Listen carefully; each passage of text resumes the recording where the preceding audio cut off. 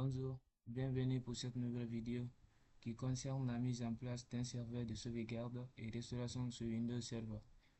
Là, nous allons mettre en place un serveur de sauvegarde et de restauration sous notre virtuelle machine Windows Server. Mais là, comme vous pouvez le constater, on va l'installer sur le VMware Workstation, un logiciel de virtualisation. VMware Workstation est là, je vais lancer l'application. C'est un hyperviseur de type client. Ok, l'application est déjà lancée. Pour créer une nouvelle, premièrement, d'abord, comme vous le constatez, vous voyez à gauche, il y a des machines ici qui sont déjà installées. J'ai déjà créé des virtuelles machines ici. Mais parmi ces machines, il n'y a pas le Windows Server. C'est pourquoi je serai obligé de créer une nouvelle machine afin de monter l'image de Windows Server. Pour cela, je tape la commande CTRL N pour créer une nouvelle machine. Typiquement, c'est recommandé. Je préfère installer le système après. Suivant. Voilà, là. Le système d'exploitation en question, c'est Microsoft Windows. C'est Windows, la version c'est Windows Server 2019. Si vous avez d'autres versions de Windows Server, si c'est 2022, 2012, n'importe, 2016, vous pouvez le choisir. Donc, comme moi j'ai la version Windows Server 2019, je préfère choisir 2019. Suivant. La taille du disque maximum 60 ans, moi je vais réduire. Quand j'ai juste un essai, je prends 30. Suivant. Et finish. Suivant. Là, comme vous pouvez le constater, la machine virtuelle, elle a été créée Windows Server 2019. Elle est là. Ok.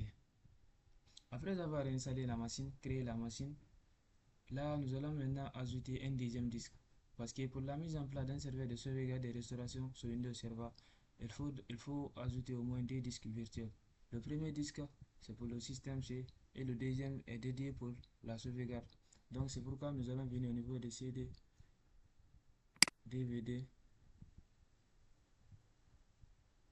CD, DVD, créer un deuxième disque. Pour créer ce disque, on va au niveau de ajouter, disque dire, MV recommandé, next, suivant. La taille du disque, je peux mettre aussi à 30 ans. Ok, suivant. Et finish. Comme vous pouvez le constater, le disque a été créé, il est là, 30 Go. Après avoir ajouté le deuxième disque, là on ne peut pas maintenant lancer directement la machine sans monter l'image de Windows Server. Windows Server, la machine elle a été créée, mais elle n'a pas d'image sur ISO. Donc nous sommes obligés de venir au niveau de CD, DVD, partir au niveau de Use, ISO image file, utiliser l'image du fichier browser parcourir. Au niveau de mon disque local sur le serveur 2019, il est là. J'ai déjà son image. J'ai ouvert. Ok. Là, c'est bon. Je peux maintenant lancer ma machine pour commencer l'installation facilement.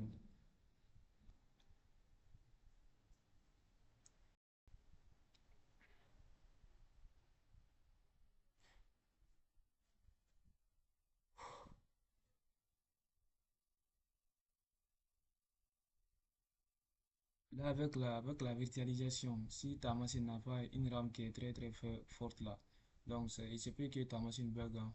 Voilà, c'est le cas avec moi.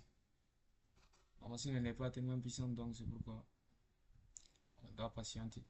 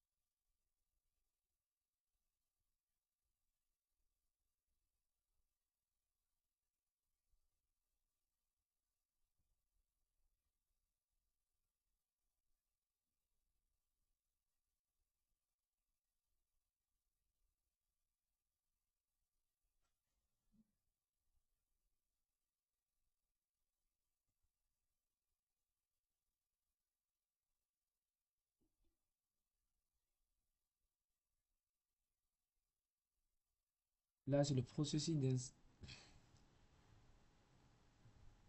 C'est quoi ça, mec? Je disais, ce processus d'installation qui vient de commencer, hein. Voilà. On dit langue à installer français, format horaire, tout ça français, je continue. Ça c'est l'installation de Windows Server. Installez maintenant.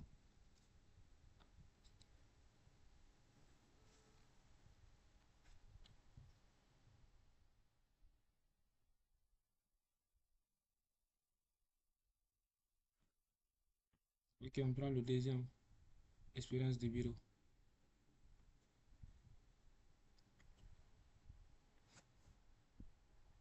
J'accepte les termes de contrat de licence. Suivant.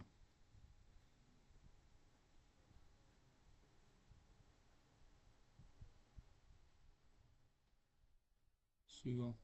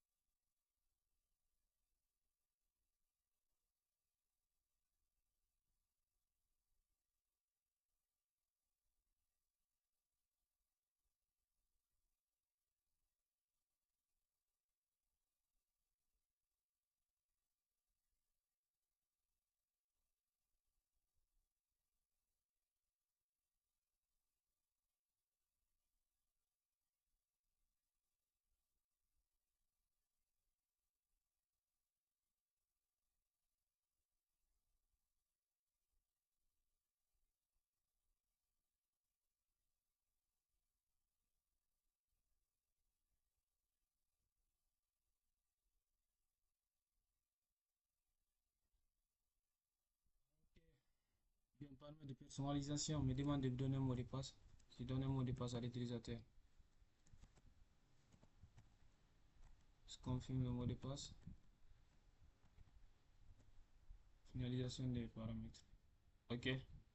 Là, nous constatons que notre serveur Windows, notre Windows Server 2019 a été bel et bien installé sur le logiciel VMware Workstation. Ok. Là, on va lancer maintenant le serveur. Donc, pour lancer le serveur, on dit quoi? Pour procéder au verrouillage, appuyez sur CTRL ALT Del. Donc, on appuie sur la commande CTRL ALT Del. Là, je mets mon mot de passe. Je verrai.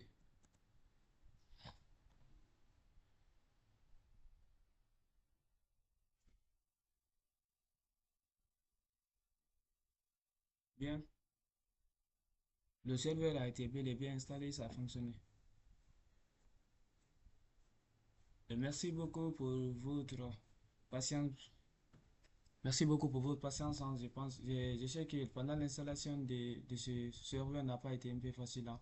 Ça a pris un peu de temps, donc c'est pourquoi je vais arrêter ici la vidéo.